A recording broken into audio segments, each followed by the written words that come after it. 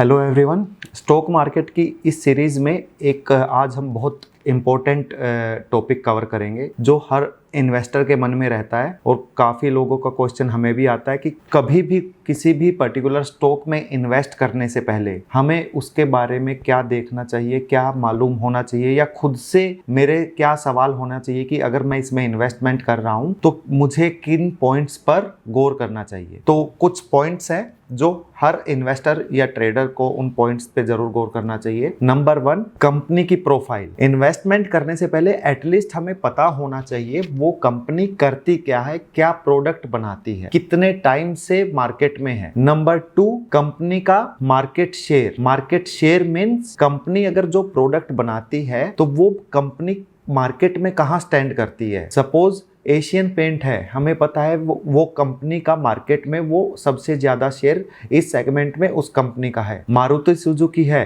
तो इस मार्केट में सबसे ज्यादा शेयर उस कंपनी का, दैट मीन्स ब्रांड वैल्यू, उसको हम बोलते हैं ब्रांड वैल्यू। नंबर 3, कंपनी की पास्ट परफॉर्मेंस, जो आजकल काफी वेबसाइट्स और उन पर आप देख सकते हो। एटलीस्ट आप कंपनी का 2 से 3 साल का क्वार्टरली रिजल्ट्स देखें कि कंपनी ने सपोज एक क्वार्टर में जब 200 करोड़ रुपए बनाया था तो कंपनी का स्टॉक भाव उस टाइम पर क्या था, और वहां से वो जो क्वार्टरली कंपनी का ग्राफ प्रॉफिटेबल है वो ऊपर की साइड है या कंसिस्टेंट एक सैचुरेशन पॉइंट पर है, या कंपनी एक अच्छी खासी ग्रोथ की तरफ है, और ग्रोथ की तरफ है तो उसके साथ स्टॉक का प्राइस भी कैसे कैसे रिएक्ट कर रहा है। नंबर 4, ओवर वैल्यूड या अंडर वैल्यू। हमें लगता है कि कंपनी जो कोई अच्छा प्रॉफिट बना रही है स्टॉक ऊपर जाएगा। एक एग्जांपल के तौर पे सपोज किसी कंपनी ने लास्ट ईयर 500 करोड़ बनाया, उसका स्टॉक था 1000 रुपए। नेक्स्ट ईयर उसने 700 करोड़ बनाया, दैट मीन्स ऑलमोस्ट 40% का गेन किया, लेकिन स्टॉक का भाव हो गया 2000 रुपए। कंपनी ने 3 साल में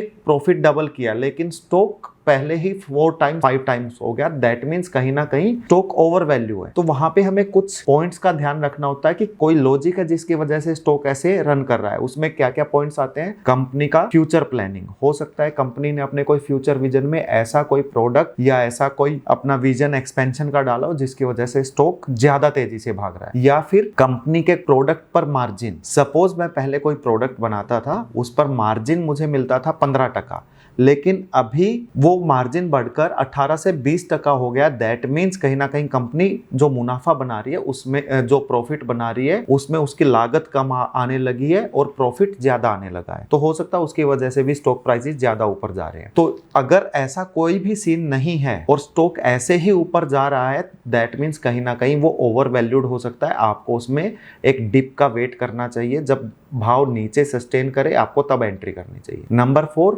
मैनेजमेंट। कंपनी को चलाने के लिए सबसे बड़ा जो की रोल है वो है मैनेजमेंट का, बिकॉज मैनेजमेंट का विजन और मैनेजमेंट के डिसीजन ही डिसाइड करते हैं कि कंपनी का क्या फ्यूचर होगा। जिस कंपनी की स्ट्रॉन्ग मैनेजमेंट होती है वो कंपनी काफी अच्छे रिटर्न देती है। जैसे हमारे पास प्रूवन हिस्ट्री है Tata group. Tata group India में एक ट्रस्टेबल ब्रांड है। टाटा कंपनीज में सभी में मैनेजमेंट उनकी अच्छी रहती है, तो टाटा ने अपने इन्वेस्टर को अच्छा खासा रिटर्न दिया है। रिलायंस ग्रुप है, उसके साथ ऐसी ही बहुत सी कंपनी हैं जिनमें मैनेजमेंट अच्छी रहती है। लेकिन स्टॉक मार्केट की हिस्ट्री में ऐसा भी हुआ है जिसमें मैनेजमेंट ने ही कंपनीज में स्कैम किए हैं। अगर आपको नाम सुना हो, सत्यम कंप्यूटर, अभी रिसेंटली हुआ था येस बैंक, उसके अलावा और अनिल अंबानी की कंपनी आरकॉम, RNRL, जिन कंपनीज में काफी सारे स्कैम हुए और उन कंपनीज में इन्वेस्टर को बहुत बड़ा लॉस हुआ। तो मैनेजमेंट कैसी है और मैनेजमेंट का ट्रैक रिकॉर्ड कैसा रहा है, ये सबसे बड़ा जानने की जरूरत होती है। Number 5, competition. जिस कंपनी में हम इन्वेस्ट कर रहे हैं वो अपने कंपटीशन को कैसे ट्रीट कर रही है, क्या उसके पास अभी कोई उसके प्रोडक्ट के ऐसी एडवांटेज है जिससे उसका वो जो मार्केट ब्रांड है, मार्केट शेयर है, वो कंसिस्टेंटली ग्रो होता रहेगा, या फिर साथ में कोई ऐसा कंपटीशन आ गया है जिससे कंपनी पर इफेक्ट आ सकता है। जैसे हमने रिसेंट में देखा था पेटीएम के साथ हुआ। पेटीएम पहले यूपीआई में सिंगल प्लेयर था, लेकिन जैसे जैसे बाद में फोन पे, गूगल पे ने कॉम्पीट करना स्टार्ट किया तो पेटीएम का जो मार्केट शेयर काफी नीचे आ गया और कॉम्पिटिटर्स का बढ़ गया।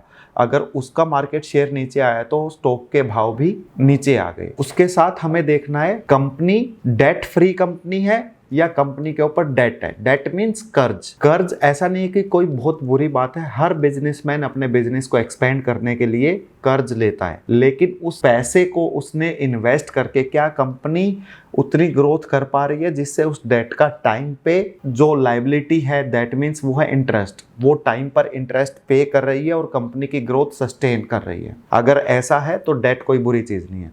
और कुछ कंपनीज हैं जो डेट फ्री भी है, जो कैश इन हैंड रखती है, दैट मीन्स उनके पास ही खुद का कैश है, जब भी उनको अपॉर्चुनिटी लगती है अब पैसे को ही इन्वेस्ट करके मार्केट में एक्सपेंड करते हैं। और डेट ऐसा नहीं है, टाटा ग्रुप भी डेट लेता है, रिलायंस ग्रुप भी डेट लेता है, लेकिन डेट लेकर वो लोग जितना इंटरेस्ट वो पे नहीं करते उससे कहीं ज्यादा वो रिटर्न निकाल लेते हैं, दैट मीन्स वो कंपनी की ग्रोथ के लिए अच्छा है। तो ये कुछ ऐसे पॉइंट्स हैं जिनको आपको इन्वेस्टमेंट करते हुए इन पॉइंट्स पर एक बार नजर जरूर डालनी चाहिए। आई होप कि ये वीडियो आपके काम आई होगी, तो आप शेयर कीजिए और सब्सक्राइब कीजिए हमारे चैनल को।